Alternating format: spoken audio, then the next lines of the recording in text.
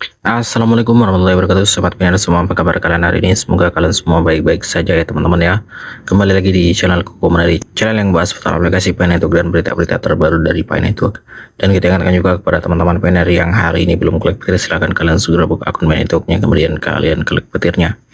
Oke, seperti biasa ya teman-teman, info di beranda Pi kita sudah berubah ya. Kemarin di tanggal 8 Juli, sekarang sudah tanggal 9 ya teman-teman ya. Dimana informasi di beranda Pi kita ini kemarin membahas tentang update PF Studio AI ya teman-teman ya. Nah, untuk informasi lebih detailnya teman-teman bisa baca aja ya di blog resminya Pi Network, dan kalian bisa juga di sini telusuri fitur-fitur barunya di PF Studio ya teman-teman ya. Silakan rekan-rekan pioner cek masing-masing ke akunnya ya. Nah, di Twitternya Pi Network juga sudah disampaikan ya di sini. PF Studio telah merilis dua pembaruan untuk membantu para kreator membangun pengalaman aplikasi yang lebih menarik dan bermanfaat. Oke, jadi dua informasi penting ya dari informasi yang dirilis di beranda Pi kita. Yang pertama yaitu dukungan backend, memungkinkan pengalaman pengguna yang persisten untuk aplikasi App Studio yang baru dibuat.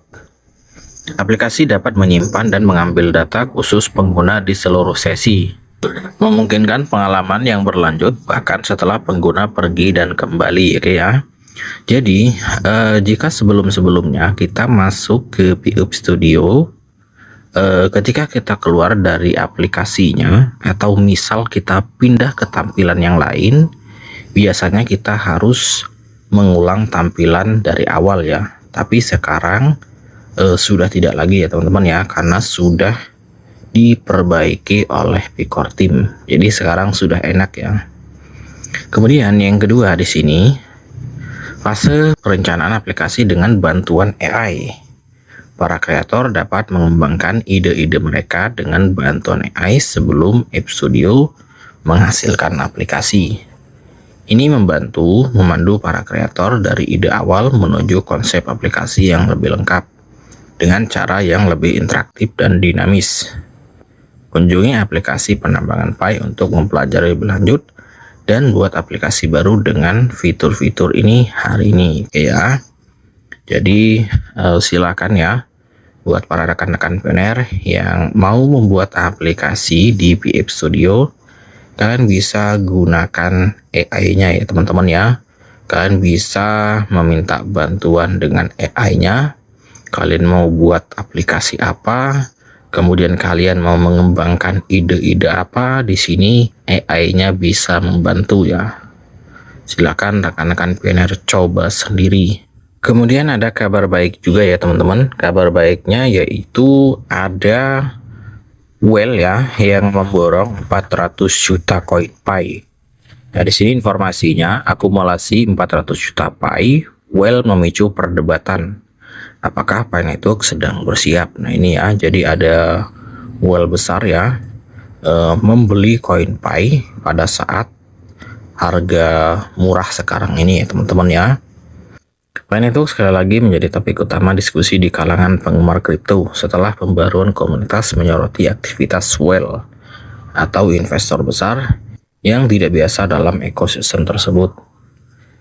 Menurut diskusi yang dibagikan oleh pengguna X ya, @prince C99926278, sebuah dompet whale yang dilaporkan menyimpan lebih dari 400 juta Pi telah aktif mengakumulasi Pi meskipun ada tekanan penjualan yang terus berlanjut akibat pelepasan token harian. Pembaruan ini menarik perhatian karena akumulasi yang dilaporkan terjadi selama periode ketika pasar menghadapi pasokan tambahan dari token yang tidak terkunci. Para pengamat komunitas kini mempertanyakan apakah akumulasi skala besar ini dapat mengindikasikan meningkatnya kepercayaan di antara para pemegang utama, dan apakah Picoin dapat mengalami potensi pemulihan jangka pendek. Diskusi tersebut juga menyoroti bahwa meskipun indikator teknis mungkin menunjukkan kemungkinan pemulihan menuju level $0,22, Keberhasilan jangka panjang Pinetwork akan bergantung pada faktor-faktor yang lebih mendasar, termasuk pertumbuhan pengembang, adopsi bisnis, dan perluasan ekosistem. Kemudian akumulasi paus menjadi topik diskusi utama di jaringan Pi. Di pasar kripto, aktivitas paus sering dianggap sebagai sinyal penting karena pemegang dalam jumlah besar dapat mempengaruhi sentimen pasar. Istilah whale merujuk pada individu atau entitas yang mengendalikan sejumlah besar aset digital tertentu. Ketika para pemegang saham besar mengakumulasi aset selama periode tekanan besar, beberapa investor menafsirkannya sebagai tanda bahwa mereka mungkin memiliki keyakinan terhadap pertumbuhan di masa depan. Jumlah aset Pi yang dilaporkan mencapai 400 juta telah menjadi poin diskusi utama karena ukurannya yang besar dibandingkan dengan aktivitas pasar secara keseluruhan.